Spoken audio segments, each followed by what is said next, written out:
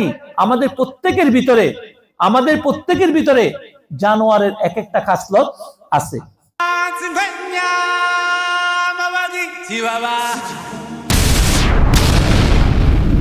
আল্লাহ রায় কোরবানি দিয়েই দিচ্ছেন না, তো জবিহুল্লাহ তিনি আল্লাহর রাস্তায় জব হয়ে গেছেন। এখন জিনিসটা তো আগেও আল্লাহর, এখনো কি আল্লাহর মাল আল্লাহর কাছে ফেরত দিচ্ছেন। এখন ওটার পরিবর্তে আমি জানোয়ার। এখন এটা শিক্ষা হিসেবে সমস্ত মানুষ, আমাদের নবীজি শিক্ষা দিয়ে গেছেন কোরবানি দিতে হবে। তার মানে কি আমি, আপনি, আপনার মধ্যে যত কিছু আছে সবকিছু কার? আল্লাহ। এখন আমার ভিতরে যত রকমের আমিত্ব আছে, যত রকমের আমি বাবা আছে, যত রকমের তাকাব্বুরি আছে, যত রকমের অহংকার আছে, যত রকমের হাবভাব আছে, যত কিছু আছে, সব কিছুকে আমাকে কি করতে হবে? আগে কোরবানি দিতে হবে। আমাকে কোরবানি দিয়া তারপরে যাইয়া আপনি জানোয়ার কোরবানি দিতে বলছে। জানোয়ার কোরবানিটা কি হবে? জানোয়ার কোরবানি তো মেজাজি কোরবানি। জানোয়ারটা জবাই করা কি? এটা হলো মেজাজি, দেখানোর জন্য। আমাদেরকে বুঝতে হবে যে আল্লাহর জন্য নিজেকে উৎসর্গ করছে, তার জন্য এই ঈদের আনন্দ, এই কোরবানির ঈদুল আজহার আনন্দ কার জন্য? যে আল্লাহর পথে, আল্লাহর রাস্তায় নিজেকে ত্যাগ করতেছে, তার জন্য এই আনন্দ। এই জানোয়ার কোরবান নিশানা হিসেবে দেখানো হয়েছে যে প্রতি বছর ঘুরি ঘুরি আসতেছে, প্রতি বছর কি ঘুরি ঘুরি আসতেছে। তো আসার কারণে এটা আমাদেরকে শিক্ষা দিচ্ছে যে প্রত্যেকটা বছর যে তোমার ভিতরে যে জানোয়ারগুলো আছে, যে পশুগুলো আছে, জানোয়ারের নিশানা কি?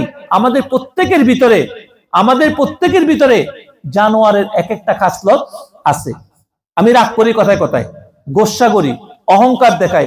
জানোয়ারগুলো মিলে দেখেন, হিংস্র প্রাণীগুলো দেখেন, বাঘ আছে, ভাল্লুক আছে, তারপরে বিভিন্ন রকমের বাঘ, ভাল্লুক, ছাগল, গরু, শিয়াল, বিভিন্ন রকমের শকুন আছে, সবকিছু আছে, তাই না?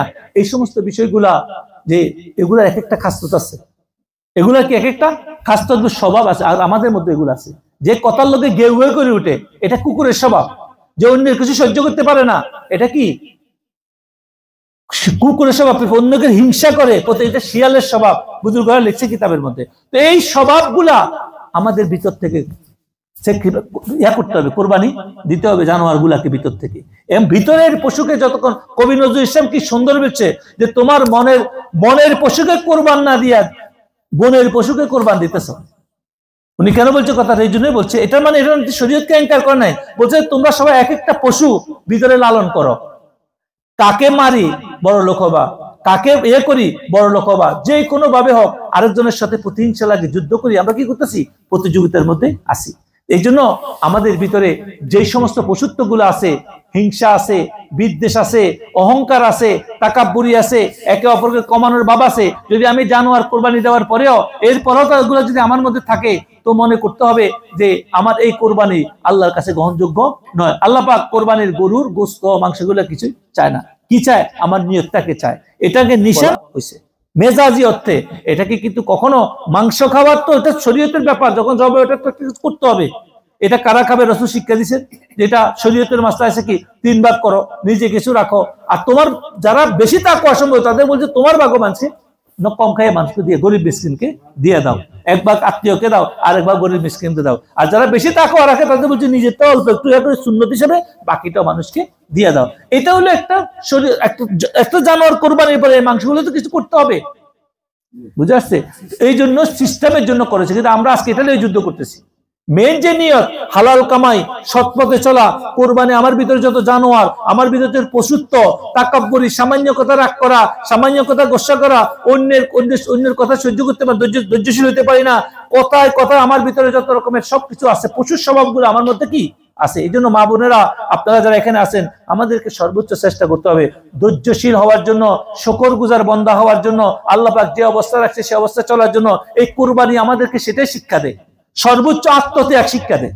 আত্মত্যাগ মানে কি? আমি যেভাবে আসছি জিরু আল্লাহ পথত, আবার আমি এরকম হইয়া যাই। আমরা মরার সময় আমার লাশটা মাটিতে রাখি, আমাকে কোথায় রাখা হয়?